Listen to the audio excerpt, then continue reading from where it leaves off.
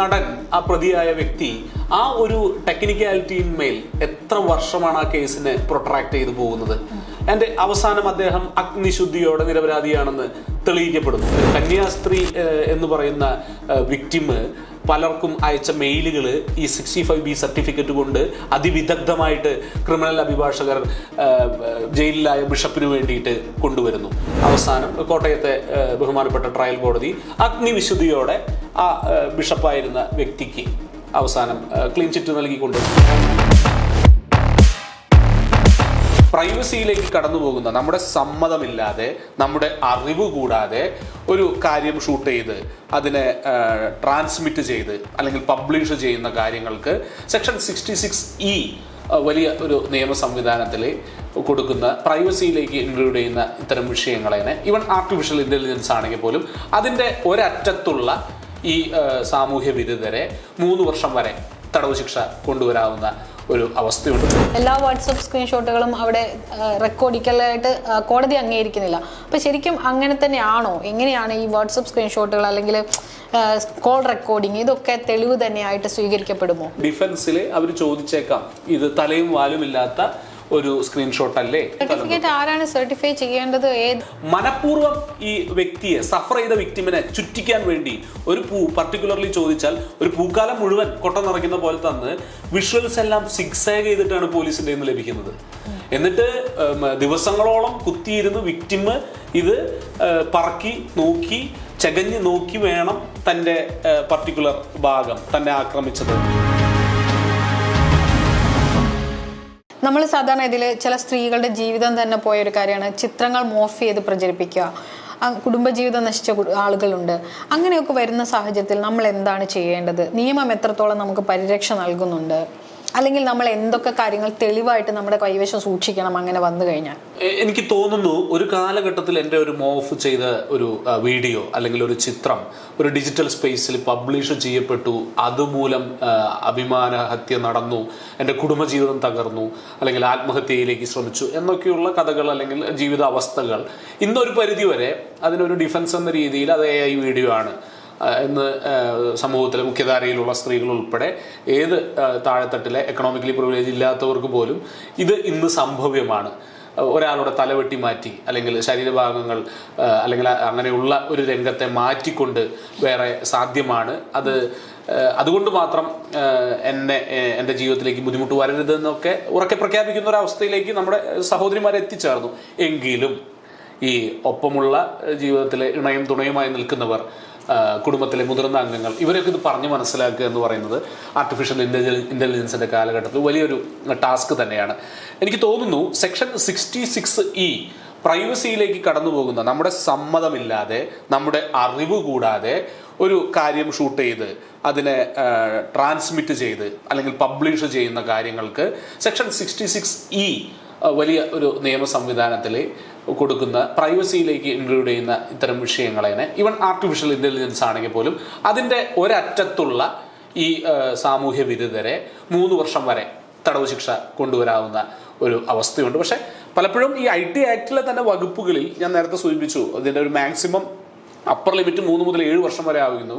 കൂടുതൽ വകുപ്പുകളിൽ 3 വർഷവും ഒരുപക്ഷെ ബെയിലബിൾ ആയിട്ടും സ്റ്റാറ്റ്യൂട്ട് രേഖപ്പെടുത്തുന്ന ഒരു അവസ്ഥ വരുമ്പോൾ ആദ്യ ഘട്ടത്തിൽ ഒരു അറസ്റ്റോ മറ്റോ നടക്കുമ്പോൾ അല്ലെങ്കിൽ ഒരു ആൻറ്റിസിപ്പേറ്ററി ബെയിലൊക്കെ മൂവ് ചെയ്യുന്ന സമയത്തിൽ okay, it's A bailable offence after all. പ്രത്യേകിച്ച് ഈ ഹൈക്കോടതിയുടെയൊക്കെ നിയമ സംവിധാനങ്ങളിൽ അത് ഒരു മുൻകൂർ ജാമ്യം കൊടുത്തേക്കാം എന്ന രീതിയിലേക്ക് ന്യായാധിപന്മാർ പലപ്പോഴും എത്തിച്ചേരുന്നുണ്ട്. പിന്നെ പലപ്പോഴും ഈ പ്രതിയാക്കപ്പെടുന്ന ആളുടെ ഒരു ഡെഫിനിഷൻ എന്ന് പറയുന്നത്, അവരുടെ ഒരു ഡിഫൻസ് എന്ന് പറയുന്നത്, ഞങ്ങൾ ഇവർ തമ്മിൽ മുമ്പ് പരിചയമുണ്ടായിരുന്നു, ഞങ്ങൾ ഇവരുമായിട്ടുള്ള കൺസെൻഷ്വൽ ആയിട്ടുള്ള ആക്ട്സ് ആണ്, അല്ലെങ്കിൽ ഇത് എനിക്ക് പോലും അറിയാത്ത ഒരു AI സോഴ്സിൽ നിന്ന് എൻ്റെ ഹാൻഡിലേക്ക് വന്നതാണ്, അന്നേ ദിവസം തന്നെ എൻ്റെ സോഷ്യൽ ഹാൻഡിലിൽ ഞാൻ അറിയാതെ പ്രത്യക്ഷപ്പെട്ട ഈ വീഡിയോക്കെതിരെ ഞാൻ തന്നെ ഒരു പരാതി കൊടുത്തു വെച്ചിരുന്നു.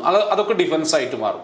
എങ്കിലും തത്വത്തിൽ സെക്ഷൻ 66E കൊണ്ട് നമുക്കൊരു പരിധി വരെയൊക്കെ ഇതിനെ പ്രതിരോധിക്കാൻ പറ്റും. മറ്റൊന്ന്, കേരള പോലീസ് വലിയ ഒരു നിലയിൽ ഒരുപാട് വകുപ്പുകൾ ഇത്തരത്തിലുള്ള വിഷയങ്ങളെ കൂടി കാലാനുസൃതമായ മാറ്റത്തെ കണ്ടുകൊണ്ട് കേരള പോലീസ് ആക്ട് വരികയും അതിൽ 120 ABCD ഭാഗങ്ങളിലൊക്കെ ഇത്തരത്തിൽ ബുദ്ധിമുട്ടുകൾ സോഷ്യൽ മീഡിയ സ്പേസിൽ ഉണ്ടെങ്കിലും ഉദാഹരണത്തിന് 120O പോലുള്ള വകുപ്പുകളിലൊക്കെ കേരള പോലീസ് ആക്ടും സൈമിൾട്ടേനിയസ്ലി IT നിയമത്തിൻ്റെ ഒപ്പം എടുത്തു വരുന്നത് കാണുന്നുണ്ട്. പക്ഷെ എങ്കിലും ഇതിൽ അവസാനം ട്രയൽ നടക്കുമ്പോൾ അതിൻ്റെ കൺകറൻ്റായിട്ട് ഇതിൽ പറയുന്ന 2 ശിക്ഷകളും കൂടി ഒരുമിച്ച് അനുഭവിച്ചാൽ മതി എന്ന രീതിയിലൊക്കെയാണ് ഇതിൻ്റെ വിധിന്യായങ്ങൾ വരുന്നത്. നമ്മളിങ്ങനെ ഒരു സംഭവം ഉണ്ടായാൽ നമ്മുടെ കയ്യിൽ എന്തൊക്കെ എവിഡൻസസ് സൂക്ഷിക്കണം, എന്തൊക്കെ തെളിവുകൾ നമ്മൾ സൂക്ഷിച്ചു വെക്കണം? ഇതിന് പ്രധാനമായിട്ട് ഇത്തരം വിഷയങ്ങൾ വരുമ്പോൾ അതിൻ്റെ ഡൊമെയിൻ അത് സൂചിപ്പിക്കുന്ന ആ ലിങ്ക് അടക്കം ഒരു വിശദമായ കംപ്ലൈൻറ്റ് നമ്മുടെ ഭാഷയിൽ കൃത്യമായിട്ട് അത് രേഖപ്പെടുത്തി കൊണ്ടുപോയാൽ സൈബർ പോലീസ് സ്റ്റേഷൻ ബാക്കി ഫോറൻസിക് കാര്യങ്ങളൊക്കെ അവർ എടുക്കുന്നതായിരിക്കും. But it is preferably it is good that ഇപ്പോൾ നമുക്കെതിരെ ഒരു ഡിഫാമേറ്ററി ആയിട്ട് അല്ലെങ്കിൽ നമ്മളുടെ ഈ പറയുന്ന 74 BNS അട്രാക്ട് ചെയ്യുന്ന മൊഡസ്റ്റി ഓഫ് വുമൺ പോലുള്ള അങ്ങനെയുള്ള ഗൗരവമായ സംഗതികളൊക്കെ വരുമ്പോൾ ആ ഡിജിറ്റൽ പ്ലാറ്റ്ഫോമിലെ ഒരുപക്ഷെ അതിൻ്റെ സ്ക്രീൻഷോട്ട്, അതിൻ്റെ ഡിസ്പ്ലേ വരുന്ന ആ കമ്പ്യൂട്ടറിൻ്റെ ആ മൊത്തമായിട്ടുള്ള സ്ക്രീൻഷോട്ടും മറ്റും നമുക്കൊന്ന് എടുത്തുകൊണ്ട് ആ കമ്പ്യൂട്ടർ ഡിവൈസിൽ സൂക്ഷിക്കുകയും അത് വളരെ പെട്ടെന്ന് തന്നെ ഒരു പ്രിൻ്റ് ഫോർമാറ്റിലേക്ക് അല്ലെങ്കിൽ ഒരു ഹാർഡ് ഡിസ്കിലേക്ക് ഒക്കെ മാറ്റുന്ന രീതിയിൽ ഒരു പറ്റുമെങ്കിൽ ഒരു ഡിജിറ്റൽ എക്സ്പേർട്ടിൻ്റെ ഒരു സേവനം ഈ കമ്പ്യൂട്ടറും കാര്യങ്ങളും കൈകാര്യം ചെയ്യുന്ന അതിൻ്റെ ക്വാളിഫിക്കേഷൻ ഉള്ളവരുടെ ഒരു സാഹചര്യത്തിൽ, അതുമല്ലെങ്കിൽ നമ്മൾ തന്നെ ഒരു ഡിക്ലറേറ്ററി ആയിട്ട് ഒരു സർട്ടിഫിക്കറ്റ്, അത് പണ്ടാണെങ്കിൽ നമ്മുടെ സാക്ഷ്യ അധിനിയമം വരുന്നതിന് മുമ്പാണെങ്കിൽ 65B certificate of Indian evidence act എന്ന് പോപ്പുലർലി അറിയപ്പെട്ടിരുന്ന, ഇത് ഇന്ന ഡിവൈസാണ്, ഇത് ഇന്ന കമ്പനിയുടെ മൊബൈലാണ്, ഒരു കമ്പ്യൂട്ടറാണ്, കമ്പ്യൂട്ടർ സിസ്റ്റമാണ്, ഇതിൽ നിന്ന് ഇന്ന സമയത്ത് ഇന്ന രീതിയിൽ ഞാൻ ഇത് പകർത്തിയ ഒരു ഡിജിറ്റൽ എവിഡൻസിനെ സൂക്ഷിച്ചതിൻ്റെ സർട്ടിഫിക്കറ്റാണിത്. ആ സർട്ടിഫിക്കറ്റും കൂടി സാക്ഷ്യപ്പെടുത്തി കൊടുത്താൽ മാത്രമാണ് ഭാവിയിൽ അത് പ്രോസിക്യൂഷൻ തെളിവുകളായിട്ട് മാർക്ക് ചെയ്യുമ്പോൾ അതിൻ്റെ ഒരു evidentiary value, whether it is attached or enclosed with the section 63 or the 65B certificate of Sakshya Adhiniyam Indian evidence act എന്ന രീതിയിൽ ഒരു ചോദ്യം വരാൻ സാധിക്കും. അപ്പോൾ അതും ഒരു അഭിഭാഷകനെയോ മറ്റോ കണ്ട് അതും കൂടി തയ്യാറാക്കുന്നത് കുറ്റവാളികൾക്ക് കൃത്യമായി ശിക്ഷ വാങ്ങിക്കൊടുക്കാൻ സഹായകരമാണ്. അതിൻ്റെ അടുത്ത ചോദ്യമാണ്, അതായത് ഇപ്പോൾ ഈ സ്ക്രീൻഷോട്ട്, ഇപ്പോൾ വാട്സപ്പ് സ്ക്രീൻഷോട്ടുകൾ ഉണ്ടാവും, അത്തരം കാര്യങ്ങൾ പലപ്പോഴും എല്ലാവരുടെയും ധാരണ കോടതിയിൽ ഇത് പ്രൂവ് ചെയ്യാൻ പറ്റും, എളുപ്പത്തിൽ പ്രൂവ് ചെയ്യാൻ പറ്റും എന്നാണ്. അവിടെയും പക്ഷേ അതിന് എന്താ പറയുക, ആർട്ടിഫിഷ്യലായിട്ട് അത് ക്രിയേറ്റ് ചെയ്യാം എന്നുള്ളത് കൊണ്ട് നമ്മുടെ നിയമത്തിൻ്റെ പരിധിയിൽ അതിനും പരിമിതികളുണ്ട്. എല്ലാ വാട്സപ്പ് സ്ക്രീൻഷോട്ടുകളും അവിടെ റെക്കോർഡിക്കലായിട്ട് കോടതി അംഗീകരിക്കുന്നില്ല. അപ്പം ശരിക്കും അങ്ങനെ തന്നെയാണോ? എങ്ങനെയാണ് ഈ വാട്സപ്പ് സ്ക്രീൻഷോട്ടുകൾ അല്ലെങ്കിൽ കോൾ റെക്കോർഡിങ് ഇതൊക്കെ തെളിവ് തന്നെയായിട്ട് സ്വീകരിക്കപ്പെടുമോ? ഞാൻ നേരത്തെ സൂചിപ്പിച്ചതുപോലെ ഈ സാക്ഷ്യ അധിനിയമയുടെ പശ്ചാത്തലത്തിലുള്ള ഇന്ത്യൻ എവിഡൻസ് ആക്ടിൻ്റെ ഒരു സർട്ടിഫിക്കറ്റ് കൊടുക്കുന്നതിന് ഒപ്പം തന്നെ ഒരു പക്ഷേ അത് ട്രയൽ സ്റ്റേജിലേക്ക് എത്തുന്ന ഒരു കാലഘട്ടത്തിലേക്ക് എത്തുമ്പോൾ അതിനെ കൂടുതൽ തെളിവിന് ഒരു മൂല്യം നൽകാനായിട്ട് അത് എത്ര പേർക്ക് അതിന് സാധിക്കുമെന്ന് ചോദിച്ചാൽ, അല്ലെങ്കിൽ അങ്ങനെ ഫ്ലാഗ് ചെയ്ത എത്ര കേസുകൾ കേരള പോലീസ് ഫോളോ അപ്പ് എടുക്കുമെന്ന് ചോദിച്ചാൽ അതിനൊരു പരിമിതിയുണ്ട്. ഈ വാട്സാപ്പിൻ്റെ സെർവർ സ്ഥിതി ചെയ്യുന്ന അമേരിക്കയിലെ അല്ലെങ്കിൽ വിദേശ രാജ്യത്തെ അവരുടെ പ്രതിനിധിക്ക് അതിനിപ്പോൾ എനിക്ക് പറയാവുന്നത് നമുക്ക് തന്നെ മെയിൽ അയച്ചും മറ്റും അവരത് ആ ഡീറ്റെയിൽസ് വാട്സാപ്പിൻ്റെ ലീഗൽ ടീം വ്യക്തികൾക്ക് അയച്ചു കൊടുക്കുന്ന അല്ലെങ്കിൽ ഏജൻസികളിലേക്ക് കൊടുക്കുന്ന ഒരു രീതിയൊക്കെ ഉണ്ട്. അത്തരം ഫോളോ അപ്പ് എടുക്കുകയാണെങ്കിൽ അവരതിൻ്റെ ലീഗൽ ടീം ഈ പറയുന്ന സാക്ഷ്യപ്പെടുത്തുന്ന ഈ രാജ്യത്ത് ആവശ്യമുള്ള സർട്ടിഫിക്കറ്റിങ്ങിൻ്റെ സഹായത്തോടു കൂടി ഫോറൻസിക് രീതിയിൽ അവർ അത് ഡിജിറ്റൽ തെളിവായി നമുക്ക് മെയിൽ ചെയ്യുകയോ അല്ലെങ്കിൽ അതിലേക്കുള്ള വഴി കാണിച്ചു തരികയോ ചെയ്യുകയാണെങ്കിൽ ആ പീസ് ഓഫ് പേപ്പർ അല്ലെങ്കിൽ ആ പീസ് ഓഫ് മെറ്റീരിയൽ ഒബ്ജക്റ്റ് കൂടി നമുക്ക് ഈ എവിഡൻസ് എടുക്കുന്ന സമയത്ത് പ്രോസിക്യൂഷൻ എവിഡൻസ് ആയിട്ട് നിരത്തി വെക്കാൻ സാധിക്കുമെങ്കിൽ ഒരു തൊണ്ടി മുതൽ എന്ന രീതിയിൽ അല്ലെങ്കിൽ എക്സിബിറ്റ് എന്ന രീതിയിൽ പ്രോസിക്യൂഷൻ കേസിനെ സഹായിക്കാനായിട്ട് അത് മാർക്ക് ചെയ്യുകയും അത് പ്രൂവ് ചെയ്യപ്പെടുകയും ചെയ്യുകയാണെങ്കിൽ ഈ ശിക്ഷ കൊടുക്കുന്നത് ഉറപ്പാക്കാൻ സാധിക്കും. പ്രാഥമികമായിട്ട് അല്ലെങ്കിൽ മിനിമമായിട്ട് ചെയ്യാവുന്നത് ഇതിനൊരു സർട്ടിഫിക്കേഷൻ കൂടി തയ്യാറാക്കി വെക്കുക എന്നതാണ്. മറ്റൊന്ന് ഫോളോ അപ്പ് മെയിലും അല്ലെങ്കിൽ ഏജൻസിയോ കൊണ്ട്, അന്വേഷണ ഏജൻസി കേരള പോലീസ് ആണെങ്കിൽ അവരോട് പറഞ്ഞ് വാട്സാപ്പിൻ്റെ ആ സെർവറിൽ നിന്ന് അവരുടെ സർട്ടിഫിക്കേഷനോട് കൂടി ഈ രീതിയിലേക്ക് കൊണ്ടുവരുന്നതാണ് പ്രായോഗികം. അതല്ലാതെ മൊബൈലിൽ ആ സമയത്ത് എടുത്തു വെച്ചത് ഒരു പക്ഷേ ഡിഫൻസിൽ അവർ ചോദിച്ചേക്കാം, ഇത് തലയും വാലും ഇല്ലാത്ത ഒരു സ്ക്രീൻഷോട്ട് അല്ലേ, ഇത് വ്യാജമായിട്ട് നിർമ്മിച്ചതല്ലേ എന്ന പ്രതിഭാഗം അഭിഭാഷകന്റെ ചോദ്യങ്ങൾ വരുമ്പോൾ തകർന്നടിയുന്ന പ്രോസിക്യൂഷൻ കേസുകളും വിരളമല്ല. ഒരാളും പറഞ്ഞ പോലെ ഇത്തരം തെളിവുകളൊക്കെ ഒരു സാധാരണക്കാരനെ സംബന്ധിച്ച് എന്തൊക്കെ കാര്യങ്ങൾ ഇപ്പം എനിക്കെതിരെ ഒരു എന്താ പറയുക വാട്സപ്പിൽ ഒരു മോശം മെസ്സേജുകൾ വന്നു, ഞാനപ്പോൾ അതിൻ്റെ സ്ക്രീൻഷോട്ട് എടുക്കുക എന്നുള്ളതും അത് മാത്രമല്ലേ എനിക്ക് ചെയ്യാൻ കഴിയുമുള്ളൂ. അതിനപ്പുറത്തേക്ക് ഒരു തെളിവ് ശേഖരണം നടത്താൻ കഴിയുമോ? അതിൽ രണ്ട് വിഷയങ്ങളുണ്ട്. ഇപ്പോൾ വാട്സാപ്പ് പോലുള്ളത് ഒരു പബ്ലിക് സ്പേസ് അല്ല, രണ്ട് വ്യക്തികൾക്കിടയിലാണ്. ഈ കൺസെൻഷ്വൽ റിലേഷൻസ്, സെക്ഷൽ റിലേഷൻസ് പോലുള്ളവർ പിന്നീട് ഈ വാട്സാപ്പ് ചാറ്റുകളിലാണ് ഇതിൻ്റെ വിഷയങ്ങൾ അവരെ ഇൻഡ്യൂസ് ചെയ്തു, ഒരു സ്ഥലത്തേക്ക് എത്തിച്ചു, മറ്റൊക്കെ പറയാം. അപ്പോൾ ഇതിൻ്റെ ഒരു പാറ്റേൺ ശ്രദ്ധിച്ചു കഴിഞ്ഞാൽ ഇത് ഇറ്റ്സ് എ മിക്സ്ഡ്. മനുഷ്യന്റെ ഇമോഷൻസ് ആണ്, അപ്സും ഡൗൺസും, ശരിയും തെറ്റും ഒന്നും നിർവചിക്കാൻ പറ്റാത്ത രണ്ട് പാവപ്പെട്ട മനുഷ്യര് അവരുടെ സ്വകാര്യ സ്പേസിൽ ഒരാൾ മറ്റൊരാളെ ട്രസ്റ്റ് ചെയ്തുകൊണ്ട് പറയുന്നത്. ഇപ്പോൾ അടുത്ത കാലത്ത് എനിക്ക് വന്ന ചില ക്വയറീസിലൊക്കെ ഏറ്റവും സങ്കടകരം എന്ന് പറയാവുന്നത്, ഒരു വ്യക്തി അദ്ദേഹത്തിന്റെ പ്രൈവറ്റ് സ്പേസിൽ വളരെ സേഫ് ആണെന്ന് കരുതിയിട്ട് തുടരുന്ന ഒരു ബന്ധം, maybe it's a consensual, അവർ ചിലപ്പോൾ വിവാഹിതരായിരിക്കാം, അല്ലെങ്കിൽ അതിനെ അവിഹിത ബന്ധം എന്ന പഴയ ചട്ടക്കൂടിൽ ഉൾപ്പെടുത്താം, but it's actually consensual. But they are giving informations about their private space, or even they are giving information about അവരുടെ ചുറ്റുപാടുള്ള ആളുകളെക്കുറിച്ച്, കുടുംബാംഗങ്ങളെക്കുറിച്ച്, അവരുടെ മൂവ്മെന്റ്സിനെ കുറിച്ച്. ഇതിന്റെ ഇടയിലുള്ള ചില സമയങ്ങളാണ് മനുഷ്യർ പൂക്കാനും തളിർക്കാനും അവർ കണ്ടെത്തുന്നത്. പക്ഷെ വൺസ് ഇതിൽ ചീറ്റിംഗ് സംഭവിക്കുമ്പോൾ, ഈ ട്രസ്റ്റ് മാറുമ്പോൾ, പിന്നെ ഇതിലെ സ്ക്രീൻഷോട്ടുകൾ മറ്റൊരു സ്ഥലത്ത് ഉപയോഗിക്കാൻ കഴിയാത്തവണ്ണം ഇത് സിഗ്സാഗ് ചെയ്തിട്ടാണ് കിടക്കുന്നത്. ഒരു ഒഫൻസിലേക്ക് അട്രാക്ട് ചെയ്യുമ്പോൾ അതിന്റെ തൊട്ടു മുകളിൽ ഇവർ തമ്മിലുള്ള കൺസെൻഷ്വൽ ഭാഗം, അല്ലെങ്കിൽ സ്നേഹത്തിന്റെ ഒരു മേമ്പൊടിയുള്ള ഭാഗം, അത് കഴിയുമ്പോൾ ഇമോഷണൽ മൂഡ് സ്വിങ്സ് സംഭവിക്കുന്നത്. അപ്പൊ നമ്മുടെ സ്ക്രീൻഷോട്ടുകളുടെ ഒരു പ്രശ്നം എന്ന് പറയുന്നത് ഇറ്റ്സ് ലൈക്ക് ഒരു സംഭാഷണം. അതിനെ ഒരു നിയതമായ ചട്ടക്കൂടിൽ ഒരു ഒറ്റ പാരഗ്രാഫിൽ നമുക്ക് ഒരാളെ ബുദ്ധിമുട്ടിച്ചു, അത് ഒഫൻസ് ട്രീറ്റ് ചെയ്യാന്ന് പറയുമ്പോൾ അതിന്റെ കോണ്ടെക്സ്റ്റുവൽ മീനിങ് എടുക്കണമെങ്കിൽ കഴിഞ്ഞ 2 ആഴ്ചയായി നടക്കുന്ന ചാറ്റ് മുഴുവൻ വേണം. അവിടെയാണ് വാട്സാപ്പിന്റെ സെർവറിൽ നിന്ന് ഇത് വരണമെന്ന് പറയുന്നത്.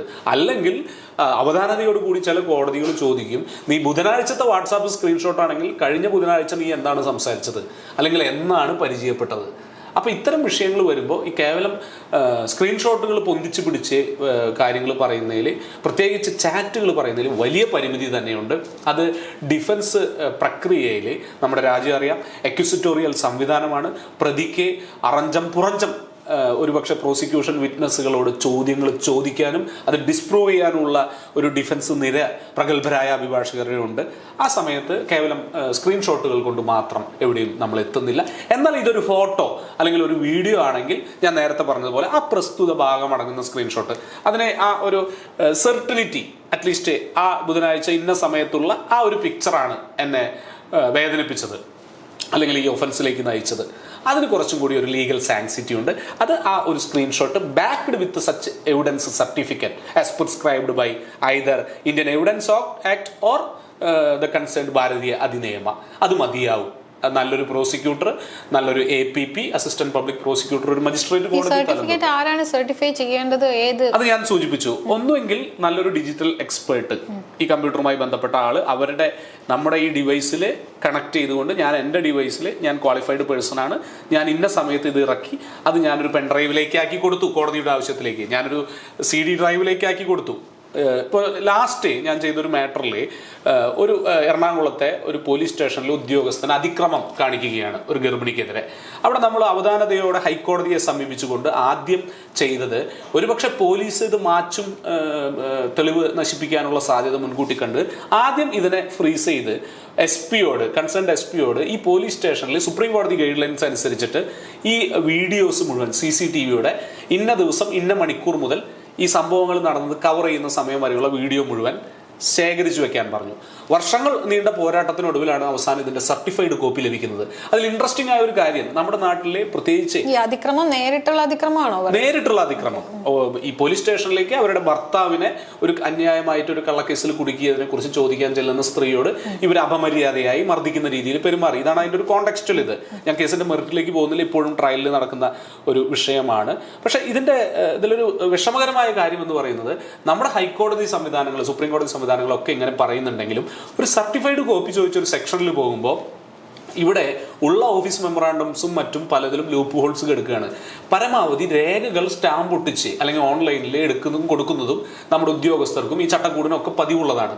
പക്ഷെ ഒരു വലിയ ബൾക്ക് വീഡിയോ അല്ലെങ്കിൽ ഒരുപാട് അനവധി piece video clips CCTV video. അപ്പൊ ഞാൻ പേഴ്സണലി അതിനൊരു ഫോളോ അപ്പ് എടുത്തപ്പോൾ എനിക്ക് ഞെട്ടിക്കുന്ന ഒരു വസ്തുത വന്നത് നമ്മുടെ ഈ സിസ്റ്റംസ് ഒന്നും അതൊന്നും വളരെ വൃത്തിയിൽ ഫെസിലിറ്റേറ്റ് ചെയ്ത് തരാനുള്ള രീതിയിൽ വളർന്നിട്ടില്ല. ആൻഡ് ഇൻട്രസ്റ്റിംഗ്ലി വർഷങ്ങൾ നീണ്ട പോരാട്ടത്തിനൊടുവിൽ അവസാനം ഒരു പൂ ചോദിച്ചാൽ ഒരു പൂക്കാലം തരുമെന്ന് പറഞ്ഞതുപോലെ മനഃപൂർവ്വം ഈ വ്യക്തിയെ സഫർ ചെയ്ത വിക്ടിമിനെ ചുറ്റിക്കാൻ വേണ്ടി ഒരു പൂ പർട്ടിക്കുലർലി ചോദിച്ചാൽ ഒരു പൂക്കാലം മുഴുവൻ കൊട്ട നിറയ്ക്കുന്ന പോലെ തന്ന് വിഷ്വൽസ് എല്ലാം സിഗ്സാഗ് ചെയ്തിട്ടാണ് പോലീസിന്റെ നിന്ന് ലഭിക്കുന്നത്. എന്നിട്ട് ദിവസങ്ങളോളം കുത്തിയിരുന്ന് വിക്ടിം ഇത് പറക്കി നോക്കി ചകഞ്ഞ് നോക്കി വേണം തൻ്റെ പർട്ടിക്കുലർ ഭാഗം തന്നെ ആക്രമിച്ചത് കിട്ടാൻ. അപ്പോൾ ഇവിടെ ഒരു സിസ്റ്റത്തിൽ സുപ്രീം കോടതി പറയുന്നുണ്ട് 18 മാസത്തോളം ഈ വിഷ്വൽസും മറ്റും ഡിജിറ്റൽ തെളിവുകളായിട്ട് വെക്കണം. പല സ്ഥലത്തും വോയിസ് തന്നെ കിട്ടുന്നില്ല. ഈ വോയിസ് ഇല്ലാതെ വിഷ്വൽസ് മാത്രമായ കോണ്ടക്സ്റ്റൽ മീനിങ് ചിലപ്പോൾ കിട്ടുന്നില്ല അല്ലേ, നമ്മുടെ ഒരു ആക്ഷൻ എന്താണെന്നുള്ളത്.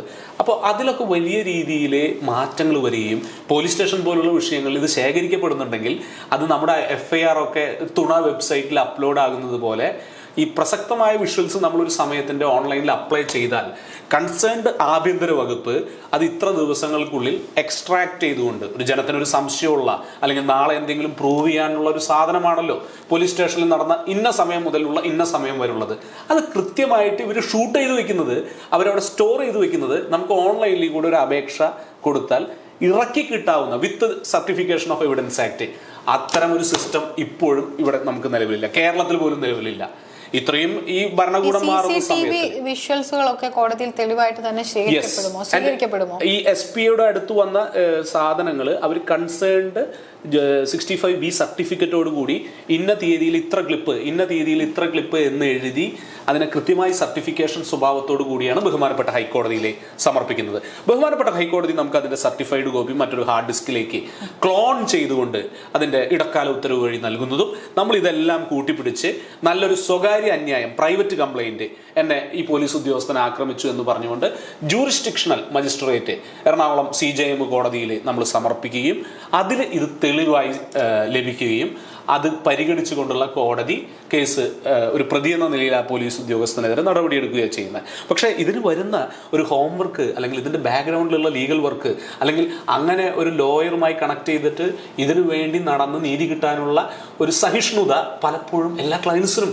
ഉണ്ടാവണമെന്നില്ല. ഈ ഞാൻ നേരത്തെ സൂചിപ്പിച്ച വിഷയത്തിൽ ആ ദമ്പതികൾ അതിൻ്റെ പിന്നാലെ അവർ ഒരു ജൈത്രയാത്ര നടത്തി. എത്ര പേർക്ക് ഇത് സാധിക്കും? ഞാനിപ്പോൾ അതിലൊരു സംശയം ചോദിക്കട്ടെ. ഇപ്പം എനിക്കെതിരെ ഒരാൾ വാട്സപ്പിൽ വളരെ മോശമായ രീതിയിലുള്ള മെസ്സേജസ് അയച്ചു എന്ന് വിചാരിക്കേ, ഞാൻ അതിൻ്റെ അല്ലെങ്കിൽ അതുപോലെയുള്ള എന്നോടൊരു സ്ത്രീ എന്ന നിലയിൽ ഒരു അതിക്രമം നടത്തി എന്ന് വിചാരിക്കുക. അപ്പം ഇയാളുടെ ഈ കുറ്റകൃത്യം തെളിയിക്കാൻ വേണ്ടി എൻ്റെ കയ്യിൽ കുറേ സ്ക്രീൻഷോട്ടുകളുണ്ട്. ഞാനിത് പോലീസിന് കൊടുക്കുമ്പോൾ FIR ഇട്ട് കേസ് രജിസ്റ്റർ ചെയ്തതിന് ശേഷം പോലീസ് എവിഡൻസ് സ്വീകരിക്കുന്ന സമയത്ത് ഞാനിത് പെൻഡ്രൈവിൽ സൂക്ഷിച്ചിട്ട് കൊടുക്കുകയാണെന്ന് വിചാരിക്കും. പെൻഡ്രൈവിലേക്ക് ഇത് മാറ്റുന്നു. ഞാൻ എവിടെയാണോ എൻ്റെ ഇതുണ്ടായിരുന്ന ആ കൺസേൺഡ് ഫോണും ഞാൻ കൊടുക്കാൻ വില്ലിംഗ് ആണ്. പോലീസ് ഇത് രണ്ടും സീസ് ചെയ്ത് കൊടുക്കാൻ തയ്യാറാവുമോ? ആ സമയത്ത് പോലീസ് കൊടുക്കുന്ന ഒരു സർട്ടിഫിക്കേഷൻ ആണോ വേണ്ടത്, അതോ അവിടെയും ഈ പറയുന്ന IT വിദഗ്ധന്റെ സഹായം ആവശ്യമുണ്ടോ? അത് നമ്മൾ ചെയ്യണോ, അതോ ഈ പരാതിക്കാരിയായ ഞാൻ ചെയ്യണോ, അതോ ഈ പറയുന്ന സംവിധാനത്തിലൂടെ അത് കടന്നു പോകുമോ? പ്രായോഗികമായിട്ട് ഒരു വിക്ടിം എന്ന രീതിയിൽ നമ്മൾ വരുമ്പോൾ നമ്മുടെ ഒരു മെമ്മറി കാർഡ്, ഇപ്പൊ അതിജീവിതയുടെ വിഷയത്തിൽ ആ മെമ്മറി കാർഡിലാണ് ആ case. And I was there in supreme court while justice ഖാൻവിൽക്കറിന്റെ കോടതി അത് പരിഗണിക്കുന്ന സമയത്ത് നമുക്ക് ഇപ്പോഴും ഓർമ്മയുണ്ട്, കൊൽക്കത്തയിലെ പഴയ വിധിന്യായങ്ങൾ അടക്കം ചർച്ച ചെയ്തിട്ടാണ് ഒരു മെമ്മറി കാർഡിൽ ഇൻസ്ക്രിപ്റ്റഡ് ആയിട്ടുള്ള ആ വീഡിയോ അത് ഒരു കടലാസിൽ എഴുതുന്ന പോലെ കണക്കാക്കണോ അല്ലെങ്കിൽ ഒരു കുത്താൻ ഉപയോഗിച്ച കത്തി പോലെ ഇത് തൊണ്ടി മുതലാണോ അല്ല ഇതൊരു രേഖയാണോ? ആ നടൻ, ആ പ്രതിയായ വ്യക്തി ആ ഒരു ടെക്നിക്കാലിറ്റിയിന്മേൽ എത്ര വർഷമാണ് ആ കേസിനെ പ്രൊട്രാക്ട് ചെയ്തു പോകുന്നത്. എൻ്റെ അവസാനം അദ്ദേഹം അഗ്നിശുദ്ധിയോടെ നിരപരാധിയാണെന്ന് തെളിയിക്കപ്പെടുന്നു, ഗൂഢാലോചന കേസ് നടക്കുന്നില്ല. അതും നമുക്ക് അപ്രീഷിയേറ്റ് ചെയ്യണം. മറ്റൊരു സ്ഥലത്ത് കന്യാസ്ത്രീ എന്ന് പറയുന്ന വിക്ടിം പലർക്കും അയച്ച മെയിലുകൾ ഈ 65B സർട്ടിഫിക്കറ്റ് കൊണ്ട് അതിവിദഗ്ധമായിട്ട് ക്രിമിനൽ അഭിഭാഷകർ ജയിലിലായ ബിഷപ്പിന് വേണ്ടിയിട്ട് കൊണ്ടുവരുന്നു.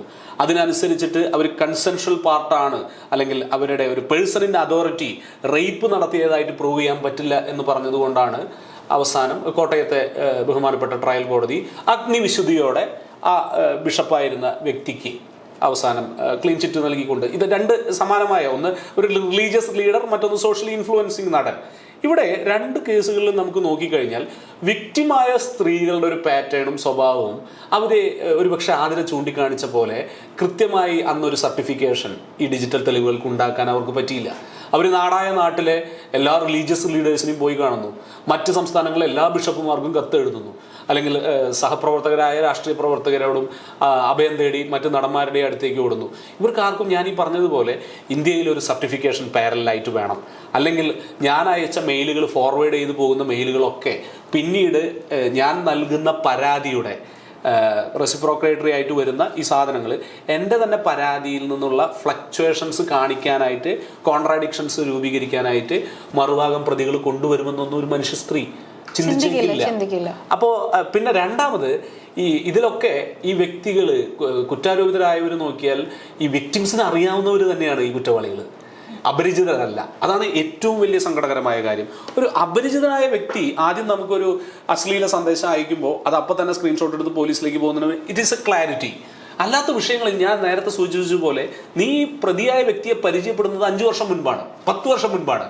അത്തരം ഒരു വ്യക്തിയോട് നാളെ അവർ നമ്മുടെ ചിത്രങ്ങൾ ബലം പ്രയോഗിച്ച് കൊട്ടേഷൻ റേപ്പിൽ കൂടി നമ്മുടെ ഒരു വിഷ്വലാക്കി എടുത്ത് നമ്മളെ ബുദ്ധിമുട്ടിക്കും, നമ്മുടെ ജീവിതം തന്നെ ക്രൈസിസ് ആക്കി കളയുമെന്ന് പ്രതീക്ഷിച്ചിട്ടല്ല നമ്മൾ അവർ തമ്മിലുള്ള എല്ലാ ചാറ്റുകളും, എല്ലാ സംസാരങ്ങളും, അവരുമായിട്ടുള്ള ഇമെയിലുകൾ.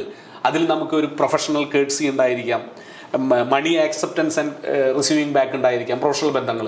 ഇനി അതിലൊരു കൺസെൻഷ്വൽ സെക്സിന്റെ പാർട്ട് ഉണ്ടെങ്കിൽ തന്നെ ഇപ്പൊ മാരിറ്റൽ റേപ്പ് പോലും ഒഫൻസ് ആക്കണമോ എന്നാണ് വളരെ ക്രിമിനൽ ചോദ്യം അതല്ല ഗ്രാലൻ. അതായത് ഞാൻ ഇതിപ്പോ ഒരു പെൻഡ്രൈവിലാക്കി അല്ലെങ്കിൽ ഈ സിസ്റ്റത്തിനകത്ത് കൊണ്ടുവന്ന് കൊടുക്കുമ്പോൾ പോലീസ് അത് സ്വീകരിച്ച് എവിഡൻസ് ആയിട്ട് സ്വീകരിച്ച് കൊടുക്കുമ്പോൾ അത് മതിയാവുമോ കോടതിയിൽ എനിക്കത് തെളിയിക്കും. പോരാ, ഈ പറയുന്ന സർട്ടിഫിക്കേഷനോട് കൂടി അതിനൊരു ചെറിയ സബ്സ്ക്രൈബ്ഡ് ഫീസ് ഒരു ഡിജിറ്റൽ എക്സ്പേർട്ടിന് കൊടുത്താൽ പോലും അതൊരു പരാതിക്കാരി തന്നെ ചെയ്യണം. അതാണ് ഇപ്പോൾ സംവിധാനത്തിൽ കൂടി ചെയ്യാൻ സർട്ടിഫിക്കേഷൻ ചെയ്യാനുള്ള ഒരു അവസ്ഥ ഇവിടെ വളർന്നു വന്നിട്ടില്ല എന്നതാണ് യാഥാർത്ഥ്യം. അപ്പൊ നമ്മൾ ഇത് കോടതിയിൽ ചലഞ്ച് ചെയ്യും. പോലീസ് ചെയ്യണമെങ്കിൽ നമ്മൾ നമ്മുടെ ഡിവൈസ് തന്നെ അവർക്ക് സറണ്ടർ ചെയ്യുന്ന രീതിയിലാണെങ്കിൽ അവരവരുടെ ഫോറൻസിക് എക്സ്പേർട്ട് അതിന് പ്രത്യേകമായിട്ട് കൊടുക്കാം. പക്ഷെ അവിടെ എത്ര പേർക്ക് ആ പ്രിവിലേജ് ഉണ്ട്?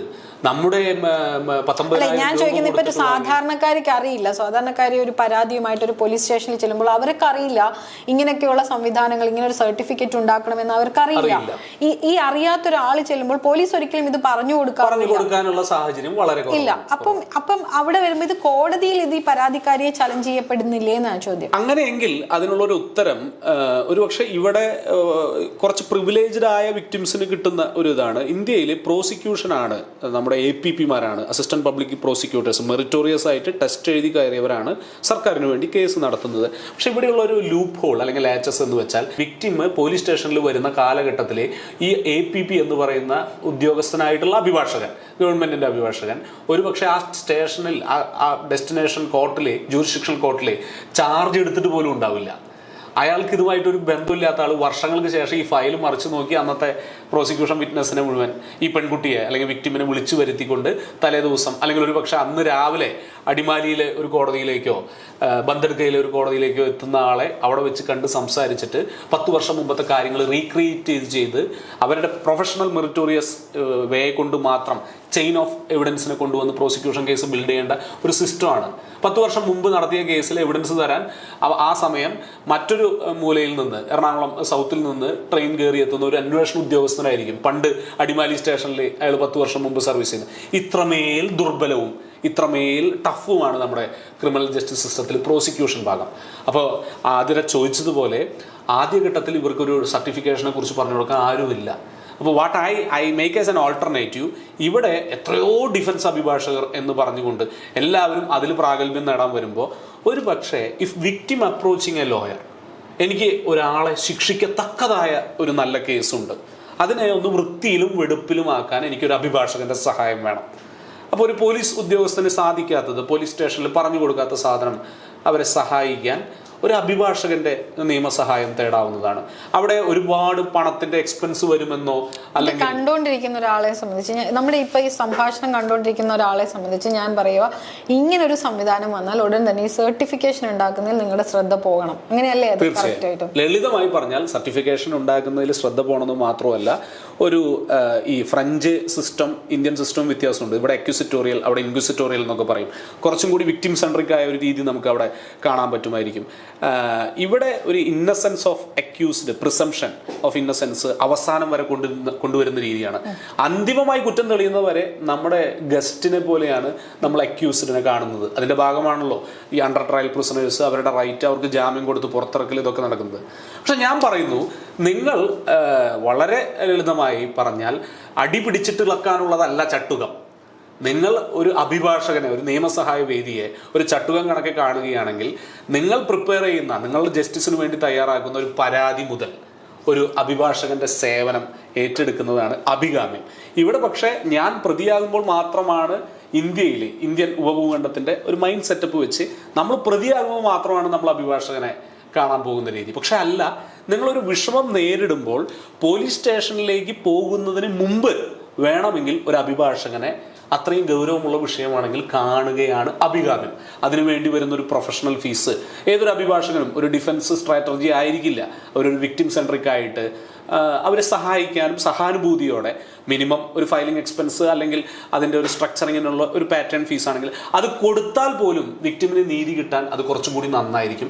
ആ ഒരു പ്രാക്ടീസ് ഇപ്പം ഞങ്ങൾക്കൊരു പരിമിതി, ഇതിനെ നമുക്കൊരു അഡ്വർടൈസ്മെന്റ് പോലെ പറയാൻ പറ്റില്ല. But in an academic way, as an information, ഒരു പ്രശ്നത്തിൽ അനുഭവപ്പെടുന്ന, പ്രത്യേകിച്ച് സൈബർ വിഷയങ്ങളിലൊക്കെ വരുന്ന ആളുകൾക്ക് അവർക്ക് ഇഷ്ടപ്പെട്ട, അവരുടെ നാട്ടിൽ പ്രാക്ടീസ് ചെയ്യുന്ന അല്ലെങ്കിൽ അവർക്ക് ജീവിതത്തിൽ പരിചയമുള്ള ഒരു അഭിഭാഷകനെ പരിചയപ്പെട്ട് അതിന് വിഷയങ്ങൾ ചോദിച്ച് അത് കൃത്യമായി ഫ്രെയിം ചെയ്താൽ പോലീസിനും അത് വൃത്തിയിൽ കേസ് മുന്നോട്ട് കൊണ്ടുപോകാൻ പറ്റും. നാളെ നീതിയുടെ ഒരു പലക, ഒരു പടിയുടെ അടുത്തെത്താൻ അതൊരു പടി കൂടി നിങ്ങളെ ഫിറ്റാക്കും. അതിൽ ഉപേക്ഷ വിചാരിക്കരുത് എന്നാണ് എനിക്ക് പറയാനുള്ളത്. ആൻഡ് അവിടെ നമുക്ക് പഴയ അമേരിക്കൻ പ്രസിഡന്റ് മകൻ്റെ ടീച്ചർക്ക് എഴുതിയ ഒരു കത്ത് എന്ന് പറഞ്ഞ പോലെ, for every scoundrel there is an equal and opposite hero. എല്ലാ തെമ്മാടികൾക്കും എതിരെ ഒരു ഗാർഡിയൻ ഏഞ്ചൽ, ഒരു സംരക്ഷകനും ഉണ്ടാകും. അപ്പോൾ ഒരു തെമ്മാടി നമ്മളെ ബുദ്ധിമുട്ടിച്ചതിനെ നമ്മളെ സഹായിക്കാൻ ഒരു നല്ല പോലീസ് ഓഫീസറോ ഒരു മിടുക്കനായ അഭിഭാഷകനോ നിങ്ങൾക്ക് ഉണ്ട്. അത് നിങ്ങൾ തേടി പിടിക്കുന്നതിൽ ഉപേക്ഷ വിചാരിക്കുന്നു.